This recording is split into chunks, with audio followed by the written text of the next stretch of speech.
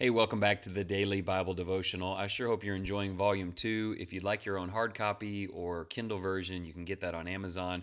But I'm just glad that you're joining in, and I hope you're finding it useful for you, maybe even your family. Here is our content for 1 Corinthians 3. In Corinth, divisions arise as believers align themselves with leaders like Paul or Apollos. Paul addresses the church, explaining that these leaders are merely servants, while God is the one who causes growth. He compares the church to a field where one plants and another waters, but God gives the increase. Paul then describes the church as a building, with Christ as the only foundation. He warns that every person's work will be tested by fire to reveal its true quality. Paul reminds them they are God's temple, where the Holy Spirit dwells. He calls them to reject worldly wisdom and to boast only in Christ, who unites them. Through this teaching, Paul urges the Corinthians to seek unity, build wisely, and glorify God in all things. We'll get into this in the application, but if you're building together stone by stone with fellow people in Christ upon the foundations of Jesus, you can face any fire. Otherwise, life will reveal if we're not where we ought to be. Paragraph 2, Paul yearns to share deeper insights with the Corinthians, but their spiritual growth is hindered by jealousy, strife, and division. These issues serve as a warning for us to guard against such attitudes in our own lives.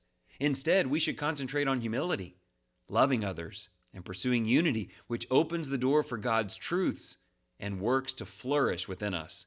Christ is our unshakable foundation, and proclaiming Him is our mission. While some will grow and thrive, others may falter, but our responsibility is to remain faithful, humble, and service-oriented throughout the journey. In His wisdom, God is in control, and He will provide the increase. Our boasting is in His strength, not in ourselves or anyone else. 3 questions. Number 1, the Corinthian division was seeded in jealousy and strife. What helps you keep these emotions from living within your heart? I can testify after this many years of preaching and teaching and working with God's people that jealousy is still at the heart of a lot of people's motives. I've got to stay clear of that with humility, and so do you. What helps you do that? Question 2, evangelism is emotional. Some come to Christ and stay, while others fall away. How do you stay encouraged to remain active no matter what?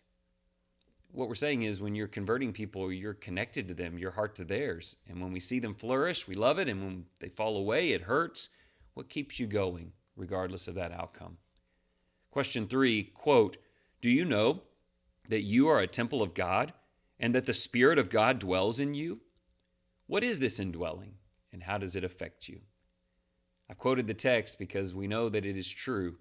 Do you know it and what does it mean? Let's pray. Compassionate God, please be patient with us. Weaknesses such as jealousy and bitterness attempt to infiltrate our hearts and fellowship, and sometimes we stumble. Help us refocus on the grace of Jesus and renew our hearts to discover deeper spiritual truths and remain steadfast in the ministry. Some of our efforts will endure, while others may falter, but we trust that you are with us and will provide growth as you see fit. Strengthen us to trust you and humbly continue being a temple of the Holy Spirit, a community where the world can find the Spirit, the Son, and you. That's the temple idea, the place where God is, where He can be found. Be a place where God can be found, and have a great day.